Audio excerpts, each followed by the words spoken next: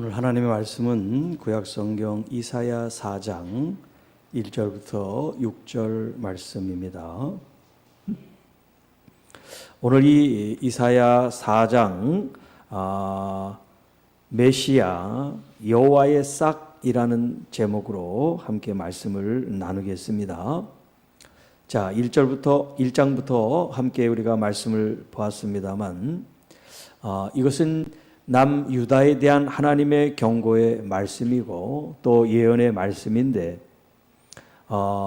북쪽 이스라엘 백성이 어떻게 하나님의 멸망을 받게 됐는가라는 것을 하나의 예로 제시하고 있죠. 그래서 소돔 고모라의 이제 이야기도 하고 있는데 하나님의 최후의 심판의 날, 그날을 성경은 이제 그날이라는 표현을 쓰고 있습니다. 그날에 여기 4장에도 그날이라는 표현이 1절과 2절에 지금 등장을 하고 있죠. 그래서 3장에 있는 말씀과 지금 이것이 연속선상에 있다라고 말씀할 수가 있는데요. 자, 우리가 지난 시간에 살펴봤습니다만 그날에 여인들이나 혹은 지휘관들, 고관 대작들, 권세자들이 그들이 행했던 그 일들 혹은 그들이 추구하고 가지고 있었던 장신구들까지도 그 날에 되면 하나님의 심판의 대상이 된다는 거예요. 오늘 이제 장례를 갔다 오면서 우리 장로님, 권사님 이렇게 대화를 나누면서 그런 얘기를 이제 어느 분이 하셨어요. 우리가 죽을 때는 아무것도 가지고 가지 않지 않냐? 응? 아무리 이 세상에 많은 것을 가지고 있고 많은 것을 누려도 결국 갈 때는 빈손으로 가는데 그렇게 이 세상에서 더 많이 가지려고 더 많이 누리려고 그럴 필요가 뭐 있을까? 이제 그런 이제 대화를 나누면서 올라오게 됐는데요. 자, 정말 우리가 마지막 때가 돼서 주님께서 우리를 부르시게 되고 또 이 땅의 것을 하나님이 심판하는 그날이 됐을 때 남아 있을 것과 또 남지 않고 제거되고 소멸되고 없어지고 파괴될 것들이 있는데 우리는 이 땅에서 하나님의 심판을 받을 것을 알면서도 그것을 놓지 못하는 인간의 연약한 모습을 하고 있을 때도 있고 또 그것을 알지 못해서 깨닫지 못해서 이 땅에 누리고 또 이 땅에서 하고 싶은 그런 것들 또 모으고 싶은 것들 갖고 싶은 것들을 우리가 추구하며 살아가는 이 삶이 하나님의 관점에서 내려다볼 때 얼마나 어리석은 일인가. 마치 농부가 큰 소출을 했습니다. 그래서 이 많은 곡식을 위해서 내가 창고를 만들어야지. 그리고 호의호식을 해야지. 그리고 떵떵거리고 사람들하고 술 먹고 춤추고 놀면서 내 인생을 보내야 되겠다. 그렇게 계획을 갖고 있는데 그날 밤 그의 숨이 멈춰 죽게 되면 그가 많은 이제까지 축적했던 부귀 영화 많은 곡식들 이게 무슨 소용이 있느냐는 말씀을 하죠. 이 땅에 많은 것을 저축하고 저장하고 가지고 있는 그것이 아니라 내가 하나님 앞에 하나님 나라에 더 많은 것을 쌓아놓고 살아가고 있는 길을 한번 생각해 보라는 거예요. 우리는 흙으로 왔다 흙으로 갈 수밖에 없잖아요. 남는 건 흙이 아니에요. 남는 건 우리의 삶의 열매가 남게 될 줄 믿습니다. 우리가 이 세상에 왔다 누구나 갈 텐데 장본인은 모르죠. 돌아가셨으니까. 그러나 남아있는 이제 가족들 또 친지들 교우들 주변에 있는 사람들이 그를 평가할 거 아니에요. 어떻더라. 자, 우리가 지금 이렇게 이사야의 말씀을 우리가 한 절 한 절 살피는 것은 우리가 무슨 거창하게 교회를 개혁한다는 그런 모토나 어떤 슬로건이 아니라 내 자신을 살펴보면서 먼저 내 자신이 하나님 말씀 앞에 정화되고 정결해지고 거룩해지고 깨끗해지는 그런 삶으로 주님 나가기를 원합니다. 그런 마음의 고백과 기도의 제목을 안고 우리가 이사의 말씀을 함께 나누고 있고, 또 이 말씀을 통해서 우리 성도 여러분들이 함께 변화되고 성화될 때 교회가 달라지는 것이고, 교회가 하나님의 말씀 앞에 새롭게 개혁되게 되는 줄로 믿습니다. 그러니까 중요한 것은 여러분 한 사람 한 사람이에요. 여러분 한 사람 한 사람이 정말 하나님의 말씀으로 온전히 그 말씀으로 다시 내가 살아갈 수 있도록 성령 하나님께 여러분의 삶을 맡기고 주님께 나아가는 것이 얼마나 중요한가 하는 겁니다. 자, 이제 오늘 본문 이사야 4장 1절 말씀을 함께 보겠습니다. 그 날에 7 여자가 한 남자를 붙잡고 말하기를, 우리가 우리 떡을 먹으며 우리 옷을 입으리니 다만 당신의 이름으로 우리를 부르게 하여 우리가 수치를 면하게 하라 하리라. 자, 지금 이 배경이 무슨 의미냐면, 자, 지난 시간에 전쟁이 있고 또 어떤 그 전쟁으로 많은 장정들, 남자들이 이제 전사하거나 죽게 되고 여러 가지 많은 일들이 있음으로 말미암아 과부들이 넘쳐난단 말이에요. 남자들은 죽고 여자들만 이제 많은 그런 세상이 도래하게 된다는 거예요. 그래서 7 여자라는 것은 7은 완전수지만 충만하다, 이제 그런 의미예요. 그러니까 많은 여자들이 이 남자에게 무엇을 얘기하냐면, 남자가 여자를 부양해 달라는 게 아니에요. 내가 먹을 거 입을 거 다 챙겨갈 테니까 그냥 누구의 부인이라는 이름만 불릴 수 있게 해달라고 그렇게 애걸복걸하는 장면이에요. 그것도 한두 사람이 아니라 한 남자에게 여러 여자들이 무슨 그 사람을 사랑해서가 아니에요. 그런 이유가 아니야. 그냥 누구의 아내라고 하는 이름을 받아서 과부라는 손가락질을 당하고 아무 후견자도 없는 그런 사회적 약자의 그런 서름을 당하고 싶지 않다는 거예요. 그런 때가 온다는 거예요. 자, 2절, 그 날에 여호와의 싹이 아름답고 영화로울 것이요 그 땅의 소사는 이스라엘의 피난한 자를 위하여 영화롭고 아름다울 것이며. 자, 여기 여호와의 싹이라고 나오는데, 이 싹은 다른 본문에는 가지, 이제 그 줄기에서 뻗어나오는 가지 있죠. 이제 그렇게 또 번역을 한 부분도 있어요. 자, 그래서 여기 이 싹 혹은 가지, 여기에 대한 다른 성경 본문을 잠깐 한번 인용해 보겠습니다. 이사야 53장 1절 2절 말씀입니다. 자, 우리가 전한 것을 누가 믿었느냐? 여호와의 팔이 누구에게 나타났느냐? 그는 주 앞에서 자라나기를 연한 순 같고 순 같고 마른 땅에서 나온 뿌리 같아서 고운 모양도 없고 풍채도 없은즉 우리가 보기에 흠모할 만한 아름다운 것이 없다. 지금 이것이 하나님의 아들 메시아를 가리키는데, 여기에서는 연한 순 혹은 뿌리라고 표현을 했어요. 자, 이 표현이 이제 뒤로 넘어가면 예레미야가 있는데, 예레미야 33장 15절 16절에 이렇게 묘사하고 있습니다. 그 날 그 때에 내가 다윗에게서 한 의로운 가지가 나게 하리니, 의로운 가지가 나게 하리니 그가 이 땅에 정의와 공의를 실행할 것이라. 그 날에 유다가 구원을 받겠고 예루살렘이 안전히 살 것이며 이 성은 여호와는 우리의 의라는 이름을 얻으리라. 자, 이와 같이 여호와께서 이와 같이 말씀하시니라. 이스라엘 집에 왕위에 앉을 사람이 다윗에게 영원히 끊어지지 아니할 것이며 내 앞에서 번제를 드리며 소제를 사르며 다른 제사를 항상 드릴 레위 사람 제사장들도 끊어지지 아니하리라 하시니라. 하나님 앞에 제사가 하나님 앞에 제사가 끊임없이 하나님 앞에 제사를 드리게 되는데, 이 영원한 제사가 누구냐면 바로 예수 그리스도가 영원한 제물로서 하나님 앞에 드려지게 된다는 거예요.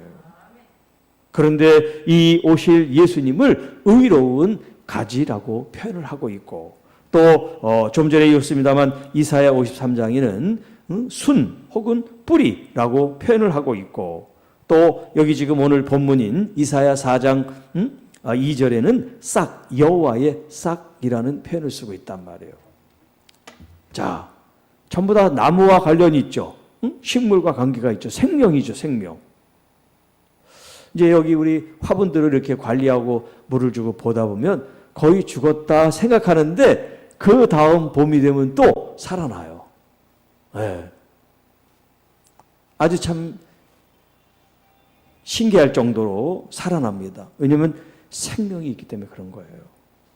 자, 이렇게 새싹 혹은 가지, 순 이렇게 이제 표현하는 건 뭐냐면 이제 막 새로 시작하는 그런 의미예요. 이미 막 자라고 뻗어난 게 아니라 이제 새롭게 시작한다는 그런 의미에서 이런 싹 혹은 순이라는 표현을 쓰고 있어요.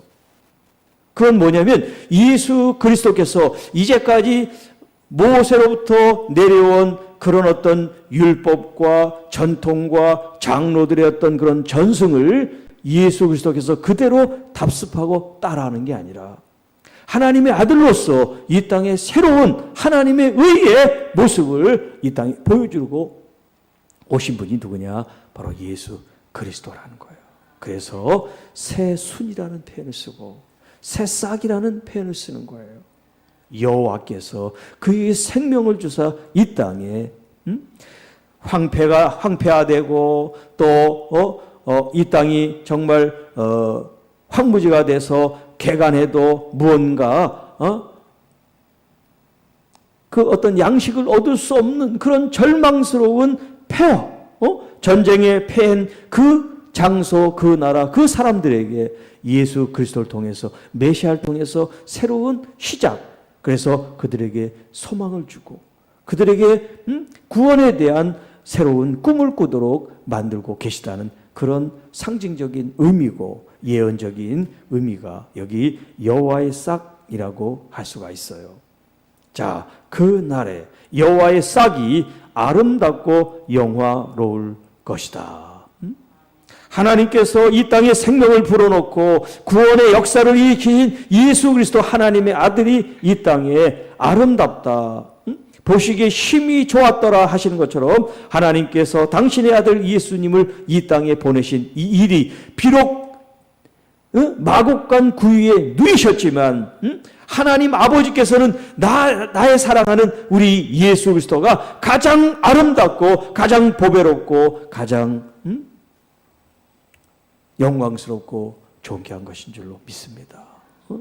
지금 어디에 누인 장소가 문제가 아니란 말이에요. 그 생명체, 그 어떤 인격과 그 삶이 하나님께서 이 땅에 보내신 여호와의 싹으로 오신 아기 예수님. 비록 마국간에 주님께서 거하실 수밖에 없는 그런 환경이지만 하나님 아버지께서는 그것이 수치와 어떤 부끄러움의 대상이 아니고 이 땅에 낮고 천한 백성과 자녀들을 향한 아버지의 국률이고 아버지의 자비고 아버지의 은혜라는 것을 우리에게 선포하고 이야기하고 증거하고 있는 이야기죠. 부끄러운 게 아니에요.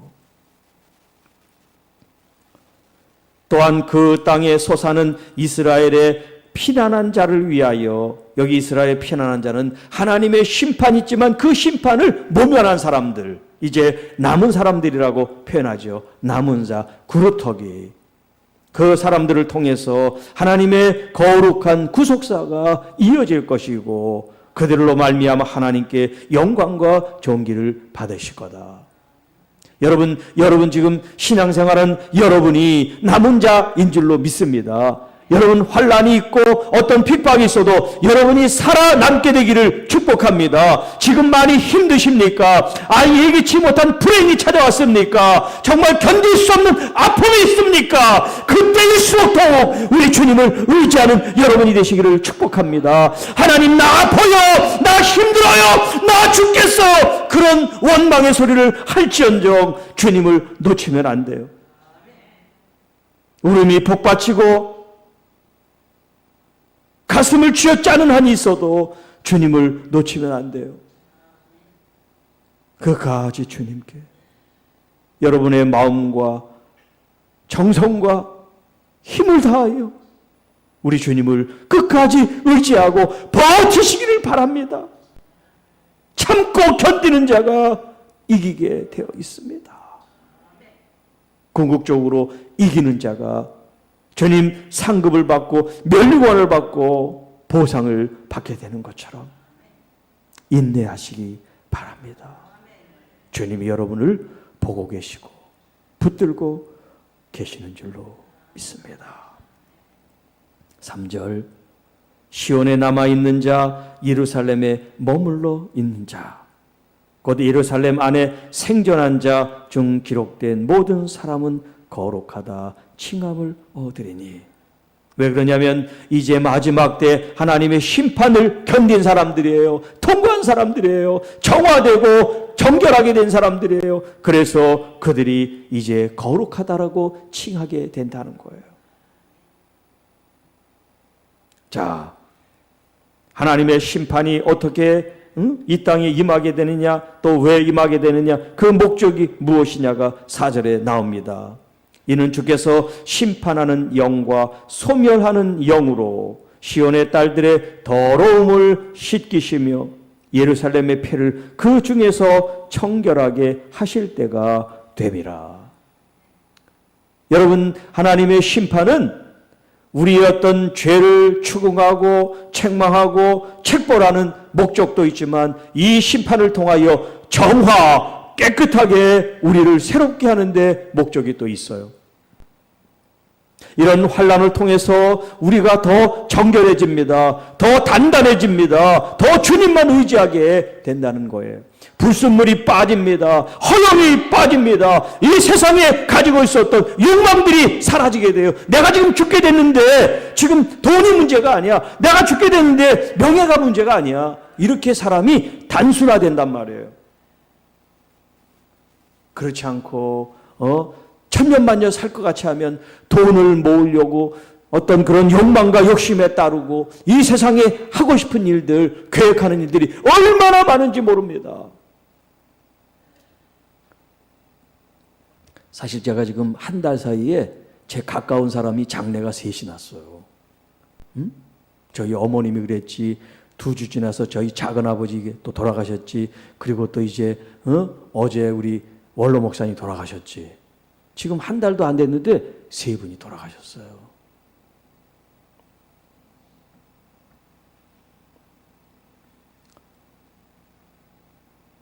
지금 저에게 특별히 뭘 말씀하실까? 지금 제가 지금 이 나이에 나는 앞으로도 뭐 몇십 년 더 살겠지, 그런 생각으로 살면 안 된단 말이에요. 언제 부름을 받을지 모르는, 더 많이 쥐고 누리려고 하는 것이 아니라 있는 것을 내려놓고 가볍게 단순하게 오직 주님께만 나의 마음과 생각을 집중할 수 있도록. 세상 사람들의 관심과 가치관과 목적이 우리와 달라야 돼요. 우리는 심판을 통과해서 정말 정결한 신부로 주님을 맞이할 그런 거룩한 성도들 이어야 되기 때문에, 똑같이 악착 같고 똑같이 무자비하고 똑같이 시기 질투하는 사람들이 아니라 다 내어줄 수 있고 다 내려놓을 수 있는 그런 마음으로, 늘 홀가분한 마음으로 주님 오시라고 할 때 너무 많은 것을 가지고 있고 너무 많은 것을 관계하면 끊고 가기가 힘들잖아요. 그런데 가벼우면 다 놓고 갈 수가 있어요.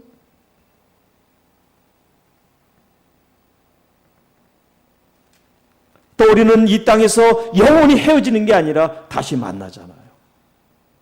다시 만난단 말이에요. 새로운 모습으로.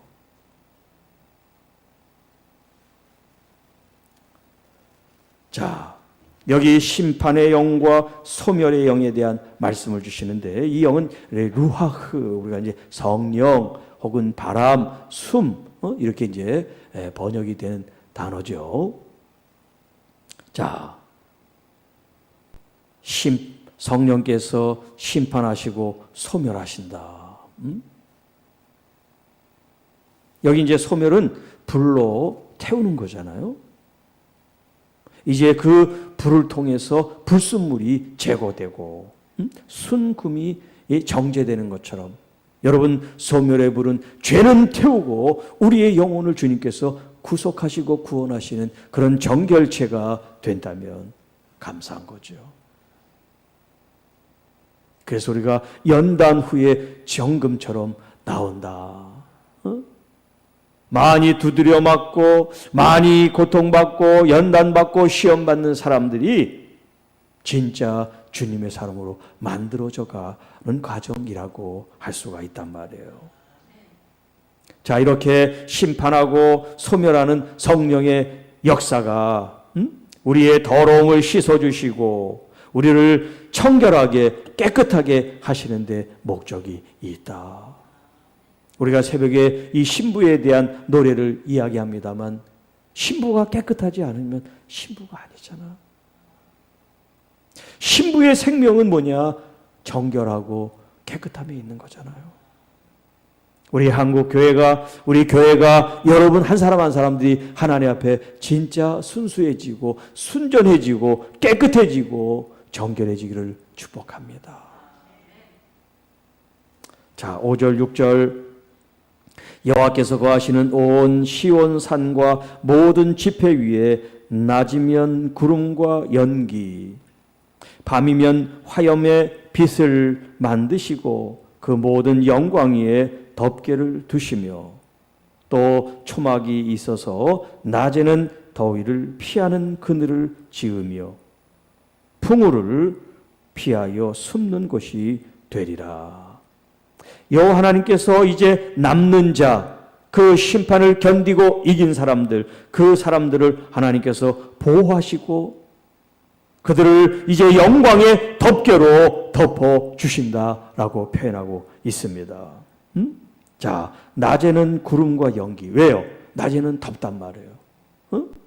뜨거운 어떤 열기, 복사열, 이런 것들로 낮에는 사람들이 활동을 할 수 없을 정도의 장렬한 햇빛이 그들에게 쬐이고 있단 말이에요. 그래서 하나님은 그들을 보호하시기 위해서 뭘 하십니까? 이 구름과 연기를 통해서 그 직사광선을 피하게 그늘을 만들어 주시죠.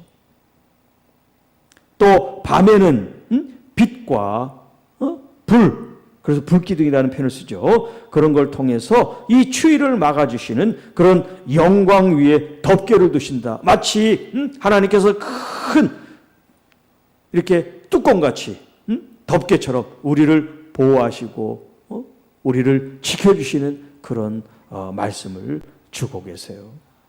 마치 장막, 초막이 있어서 그 안에 들어가면 더위도 피하고 그러죠. 바람이 불어도 피하고 비가 와도 피하고, 그런 하나님의 보호처, 은신처가 되어주신다는 거예요. 그래서 다윗이 시편을 통해서 얼마나 많이 고백합니까? 여호와는 나의 피난처십니다.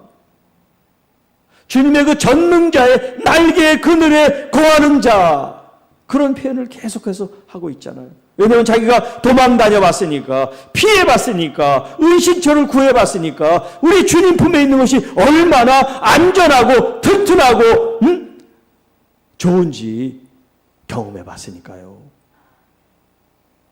자, 지금 그 날에 하나님의 심판으로 가정과 나라와 백성과 땅이 하나님의 심판을 받아서 황폐화되고 전쟁으로 죽음이 있는 그때 남은 자들에게는 하나님의 구속의 역사가 있고 하나님께서 그들을 영광스럽게 해주시는 그 때가 도래할 것인데 누가 그 영광 속에 참여할 것인가? 믿음으로 끝까지 지키고 인내하는 사람들, 주님을 변치 않는 그 마음으로 죽게 나가는 사람들, 그 사람들이 주님의 은혜를, 은총을 입게 된다는 거예요. 우리가 주님을 떠날 수밖에 없는 이유가 수천 가지, 수만 가지 될 수 있어요. 왜 나는 다른 사람보다 잘 살지 못합니까? 왜 나는 이렇게 질병이 있습니까? 나는 왜 이렇게 시험에 듭니까? 얼마나 많은 이유를 댈 수가 있습니까? 그럼에도 불구하고 우리 주 예수 그리스도 그 한 분이 나를 그 많은 이유 가운데 건져주시고 그 많은 이유 가운데 나를 구원해 주신 분이 나의 주님이시라는 것. 수천 수만 가지 이유가 있어도 나는 주 예수 그리스도 그분 한 분만으로 참 만족합니다. 그런 고백이 여러분 터져나온다면 정말 그 사람이야말로 온전한 그리스도인이라고 말할 수 있겠습니다. 두려울 게 없죠. 무서울 게 없죠. 염려할 게 없죠. 내가 내 안에 주님이 계시고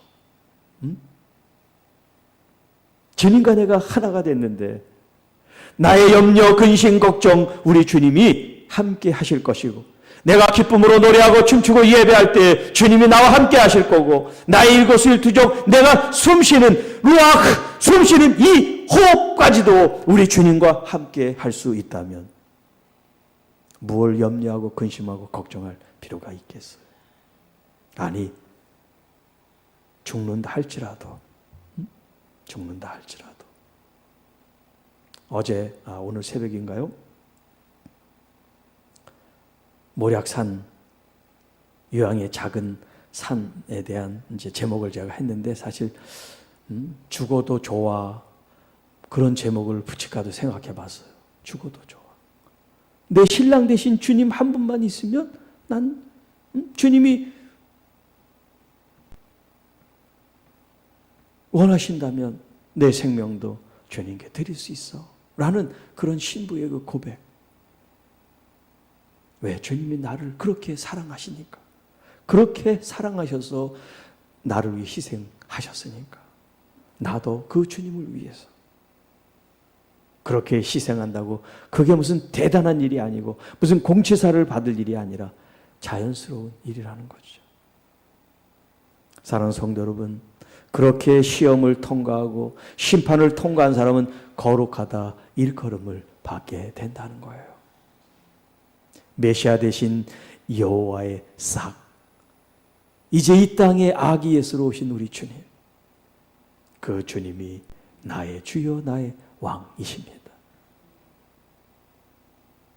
우리에게 이 성탄절은 날마다 매 순간마다 노래하고 고백해야 될 일이죠.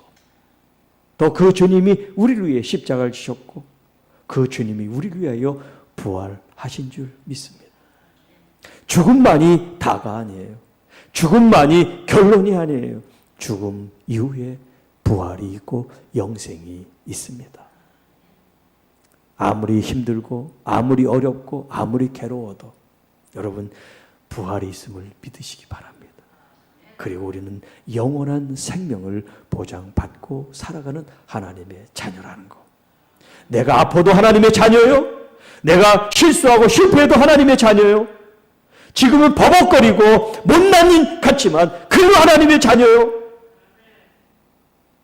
지금은 때로는 힘들어서 원망하고 왜 이래요? 그런 말이 나오지만 그래도 불구하고 난 하나님의 자녀요.